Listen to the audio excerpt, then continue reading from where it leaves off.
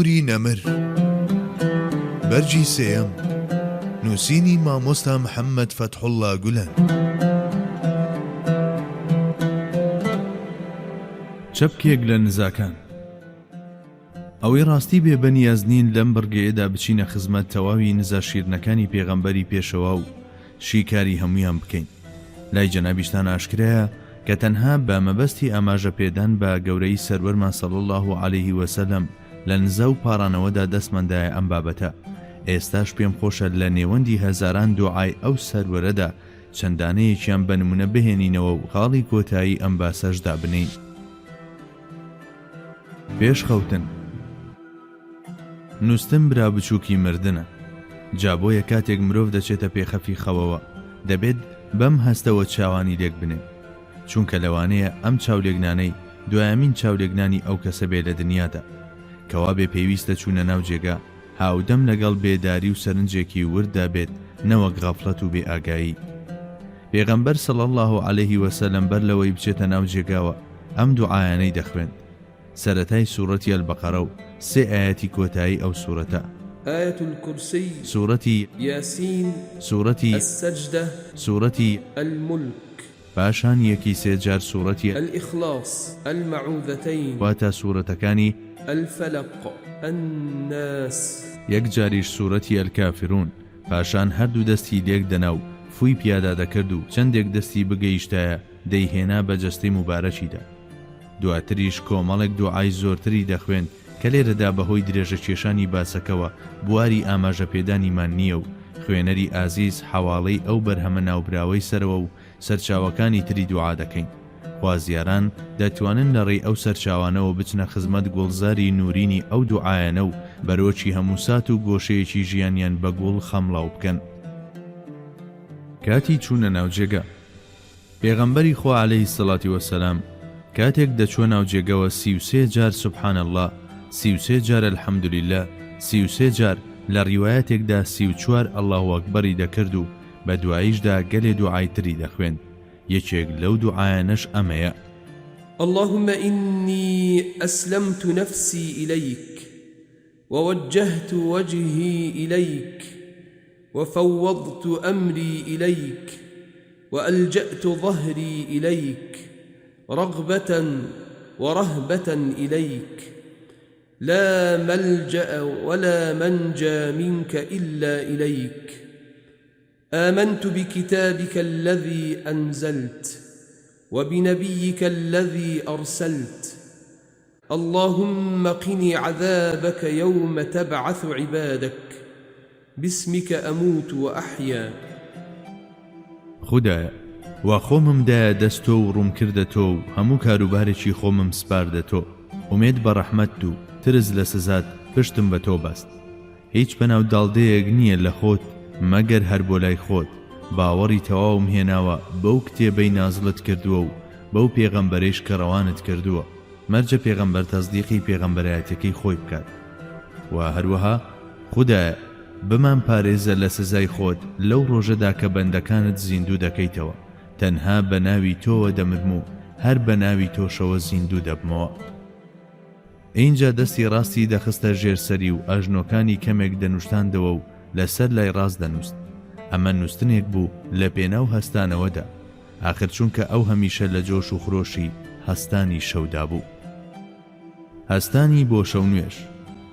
هەستانەوەشی بۆ شەو نوێژ بەم دوعایە دەڕازاندەوە: اللهم لك الحمد أنت قيم السماوات والأرض ومن فيهن ولك الحمد أنت ملك السماوات والأرض ومن فيهن ولك الحمد أنت نور السماوات والأرض ومن فيهن.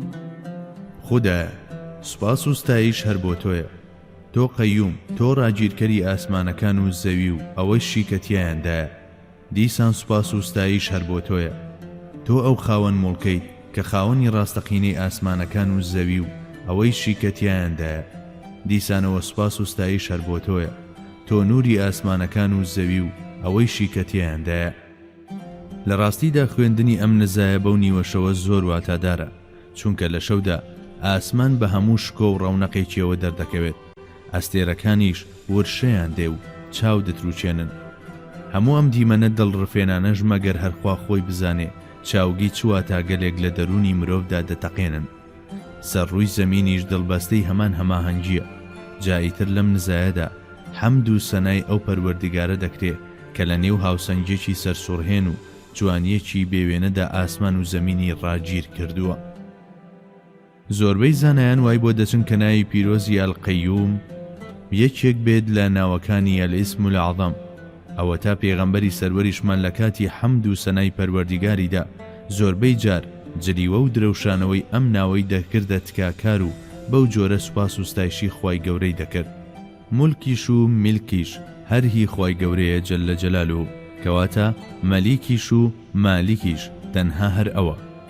بەڕوان نە ئەو عەهد و پەیمان و سەداقەتەی 2-3 سەعات لەمەوبەر بەڵێن و پەیمانەکەی نوێ کردەوە و خەوت، و ئێستاش کە بەخەبەر دێت یەکەم کارێ بیکە نوێکردنەوەی بەڵێن و پەیمانەکەیەتی، چونکە ئەوەندە نابا لەو گەشتەی جیهانەکانی ئەو دیوەوە بەرەو جیهانی بینرا و گەڕاوەتەوە کە لە خەودا بەناویاندا گەڕابوو، بۆیە دەبوو پەیمانەکەی نوێ بکاتەوە.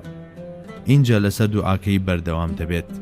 ولك الحمد أنت الحق ووعدك الحق ولقاؤك حق وقولك حق والجنة حق والنار حق والنبيون حق ومحمد صلى الله تعالى عليه وسلم حق والساعة حق.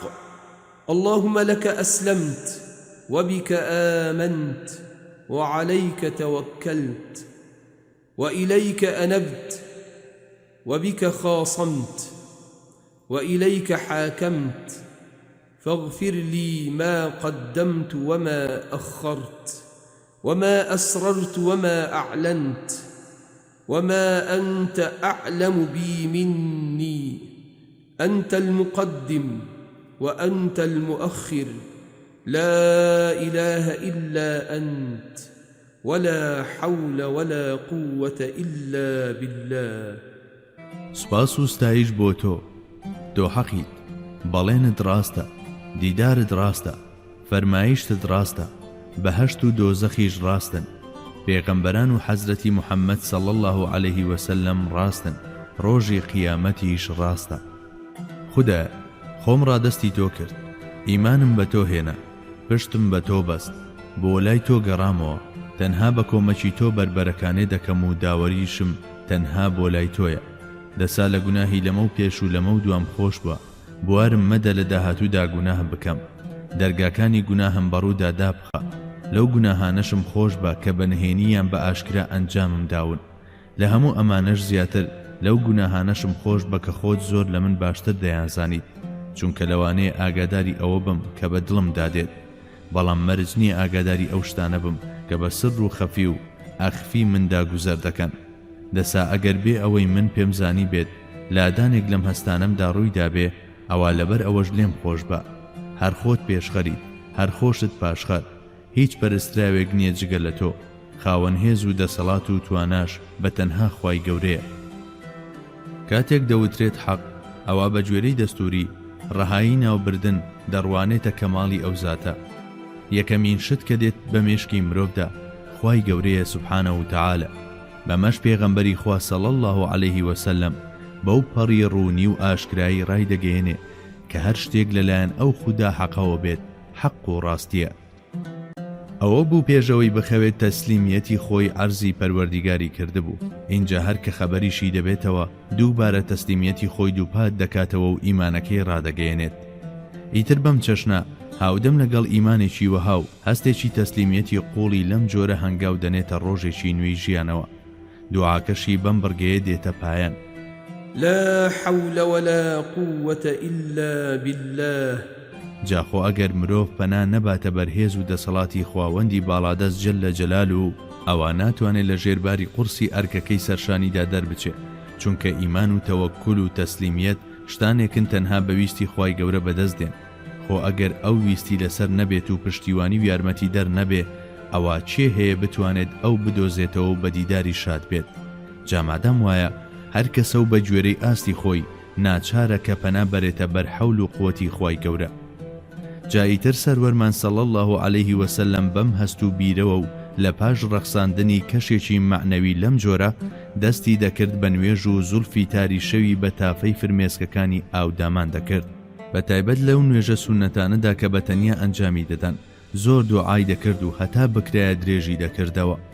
کاتێکیش دەستی دەکرد بە نوێژ پێش سوورەتی فاتحە ئەم دوعایانەی دەخوێند: اللهم باعد بيني وبين خطاياي كما باعدت بين المشرق والمغرب. خودایە نێوانی من و گوناهەکانم دوور بخەرەوە وەک چۆن نێوانی خۆرهەڵات و خۆر ئاوات دوور خستوەتەوە.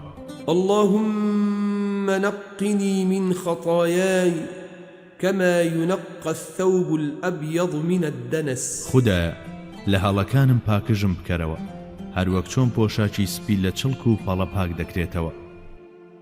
دوای ئەمانەش سوبحانەکەی دەخوێند و لە پاش ئەم هەموو تەسبیح و تەقدیسە ئەو جا دەستی دەکرد بە خوێندنی سوورەتی ئەلفاتیحە.